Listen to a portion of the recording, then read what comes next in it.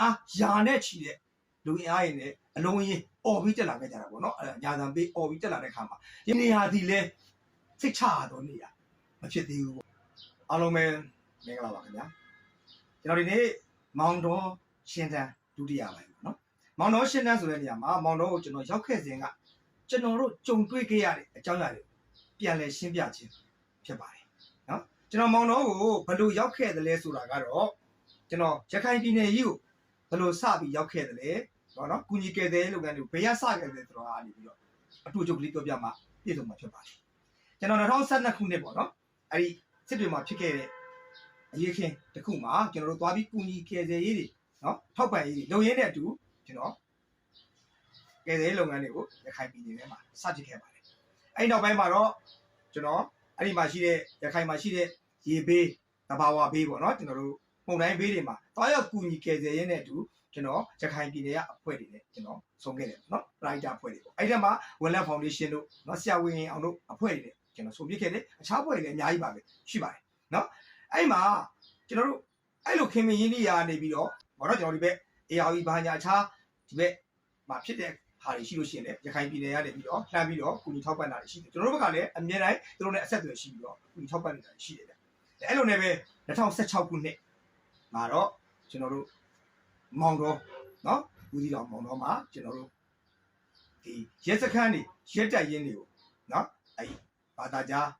းပေါ့နော်အဖွဲ့တွေဝင်ရောက်စီးနေတယ်ဆိုတဲ့ဖြစ်ခဲ့တယ်ဗ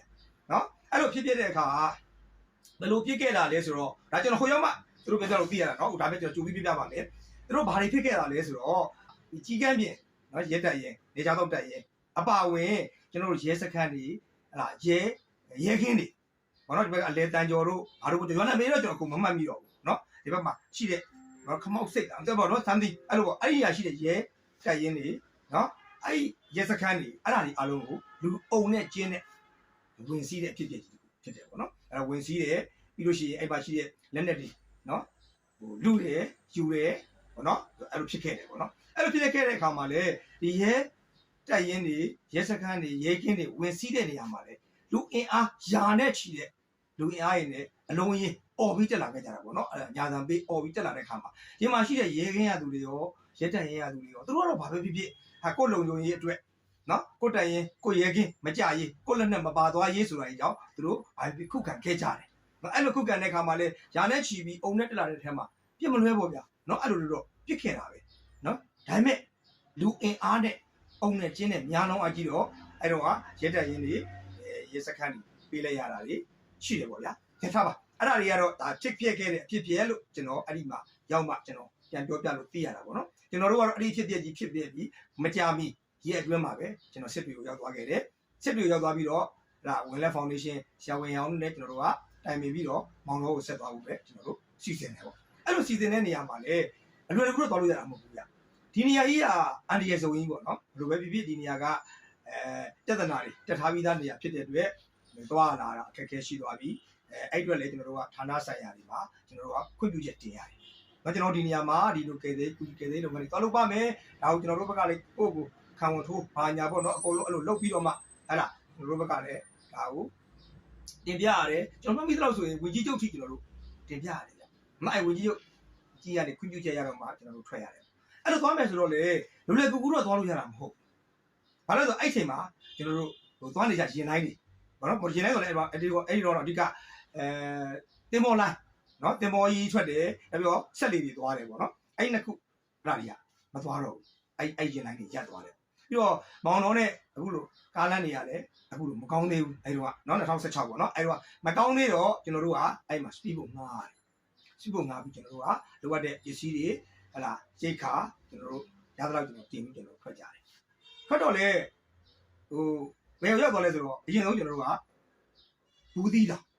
စိတ်ကန်းကိုရောက်တယ်ကန္နာပေါ့နော်အဲ့မှာဘူးသီးတောင်မြို့ကကန္နာမှာပဲရှိတယ်အဲ့ဒီမြို့ကိုကျွန်တော်တို့ကရောက်တဲ့အခါမှာဟိုအဲ့မှာရှိပါတယ်ဗျာဂျားမှာတော့ဖြတ်သွားတဲ့မြို့တွေရှိတာပေါ့နော်ကျသေးတောင်တို့ဘာလို့ညာတို့ပေါ့နော်အဲ့ဒါတွေပါအားလုံးဖြတ်ကျော်ပြီးတော့မှကျွန်တော်တို့ဘူးသီးတောင်ကိုရောက်တယ်ဘူးသီးတောင်ကိုရောက်တော့အဲ့ဒီမှာကျွန်တော်တို့ဘူးသီးတောင်မှာဆရာဝန်အောင်ရဲ့အဘဲတွေသူ့အဖွဲ့သားတွေရှိတော့သူတို့ဒီမှာပြန်တော့ချင်းအဲ့မှာပဲပစ္စည်းတွေဒီစလဲချလိုက်တယ်ဒါပေမဲ့ကျွန်တော်တို့ကရှေ့ကိုမောင်တော်ကိုဆက်သွားလို့မရသေးဘူးအဲ့တော့လမ်းပန်းအခြေအနေကတိတ်မကောင်းဘူးပေါ့ဗျာအိမ်မကောင်းသေးတော့ကျွန်တော်တို့အဲ့မှာပဲခဏ နော်နားနေရတယ်အဲ့မှာပဲကျွန်တော်တို့ကဇလဲချနေရတယ်အဲ့ဒီဘူးသီးတောင်ကနေပြီးတော့မောင်တော်ရောက်ဖို့အတွက်ကကျွန်တော်မှတ်မိသလောက်ဆိုမိုင်အားဖြင့်10မိုင်ပတ်ဝန်းကျင်တော့ရှိအောင်မထင်တယ်ဒါတော့ကုန်းလန်းခရီးပေါ့နော်ကုန်းလန်းခရီးဆိုတဲ့နေရာမှာလဲကားတွေပါလေနင်းမဆသာမရှိဘူးဗျနော်မရှိတော့ကျွန်တော်တို့လာကြုံမဲ့ရင်ပေါ့နော်လာကြုံဖို့ရောက်နေတဲ့ရင်ဘာလဲဆိုလို့ရှိရင်ကျွန်တော်တို့ဟိုတစ်ပါနော်တစ်ပါတို့ကလည်းနောက်ပြီးတော့ဗာလဲကွန်တောင်းခေါ်တာကျွန်တော်တို့အဲ့ဒါပေါ့ဗျာကျွန်တော်တို့အဲ့ဒါနဲ့ကျွန်တော်တို့ဆက်သွားဖို့အတွက်ကျွန်တော်တို့ပစ္စည်းတွေတီးပြီးစောင့်နေရတယ်အဲ့လမ်းပန်းတက်တဲ့အခြေအနေလေးနည်းနည်းကောင်းပြီလို့နော်အကြောင်းကြတော့မှကျွန်တော်တို့ထွက်ခဲ့ရတယ်အဲ့လိုကျွန်တော်ထွက်ခဲ့ရတဲ့အခါမှာကျွန်တော်တို့မောင်တော်မျိုးတွေကိုတန်းဝင်လို့မရသေးဘူးဗျမောင်တော်3မိုင်ဆိုတာရှိတယ်အဲ့မှာဘုန်းကြီးကျောင်းဟို bright ကျောင်းလည်းရှိတယ်ပေါ့နော်မိဘမဲ့ကလေးကျောင်းပေါ့နော်အဲ့ဘုန်းကြီးကျောင်းနားမှာကျွန်တော်ဇလဲချပြီးတော့မောင်တော်မျိုးတွေကိုဝင်ဖို့အတွက်ပြန်စောင့်နေရတယ်အမောင်တော်မျိုးတွေကိုဝင်ဖို့အတွက်အားလုံးဟိုချိတ်ဆက်တွေပါရပြီအစင်ပြေပြီဆိုတော့မှမောင်တော်မျိုးတွေကိုဝင်သွားတယ်ပေါ့နော်မောင်တော်မျိုးကိုကျွန်တော်တို့တဲတဲ့နေရာကတော့ဒီမောင်တော်မျိုးပေါ့မဟုတ်ဘူးပေါ့နော်မဟုတ်ဘူးပေါ့ဂုံကြီးရှိတယ်အဲ့ဂုံကြီးကိုကြော်သွားပြီးရှိရင်ဝင်ချင်းတိတ်မဝင်ရဘူးဗျဂိုက်3-4လောက်ပဲရှိမယ်ထင်ပါတယ်အဲ့နေရာမှာကျွန်တော်တို့မောင်တော်အတော်တော်ပြည့်ဖုံကြီးကြောင်းရှိတယ်နော်အဲ့မောင်တော်အတော်တော်ပြည့်ကြောင်းမှာဦးမနိနော်ဆရာတော်ဦးမနိထိုင်နေနော်အဲ့ကြောင်းမှာပဲကျွန်တော်တို့စပြီးစတဲ့ချတယ်ဒါကျွန်တော်မောင်တော်မြို့ကိုပထမဦးဆုံးခြေချခြင်းနဲ့ရောက်ခဲ့ခြင်းပေါ့နော်အဲ့လိုရောက်တော့လေကျွန်တော်တို့ပစ္စည်းတွေချပြီးတော့တောင်းရောက်ကျတယ်ဗျအုံနေရတဲ့အမြင်ကြီးပဲအဲ့တော့အဲ့ဒီမှာကျွန်တော်တို့ကပုတ်ပြန်တိကျမကောက်ကြော်တယ်အဲ့လိုဝင်းကြီးပေါ့ဗျာအဲ့ထဲမှာကျွန်တော်တို့ကစေးလေအဲ့ဒီမှာဝင်ပြီးတော့ပစ္စည်းတွေချတဲဖို့ကိုဆရာတော်လည်းဟလာနေရာတွေပဲပေးဆရာတော်ဦးချပြီးကျွန်တော်တို့ကပစ္စည်းတွေပဲချချက်ပြီးတော့ဒီမိုးချိုးမယ်ဆိုချိုးရတော့ဆိုအချိန်ရတော့ဟိုလောက်ဖြစ်သွားပြီဗျမှောင်စာပြိုးအချိန်လောက်တော့ဖြစ်သွားပြီပေါ့နော်အဲ့လိုမှောင်စာပြိုးအချိန်လောက်ဖြစ်သွားတဲ့အချိန်မှာကျွန်တော်ရေမိုးချိုးပြတယ်ဆရာတော်ကရန်ကုန်ကလာတဲ့ဖွဲ့ရောစစ်တူဖွဲ့တွေရောအကုန်လုံးသမင်းစားကြစီစဉ်ထားတယ်ဆိုတဲ့အချိန်မှာအဲ့မှာကပ္ပိယကိုသိမ်းပါသူလည်းရှိတယ်သူနဲ့တူကျွန်တော်တို့ကအဲ့မှာသမင်းစားဖို့အတွက်သဘောတရားရှိကြီးပေါ့ဘုန်းကြီးကျောင်းကြီးရဲ့ဆုံးချက်ဆောင်ပြီးရသဘောတရားရှိပြီးတော့သမင်းစားကြတာစားတော့မှကျွန်တော်တို့ရဲ့အခြေအနေကိုစတည်တာပေါ့ဘာလို့လဲဆိုတော့အဲ့ကျောင်းထဲမှာလုံကျူကြီးရှိနေတယ်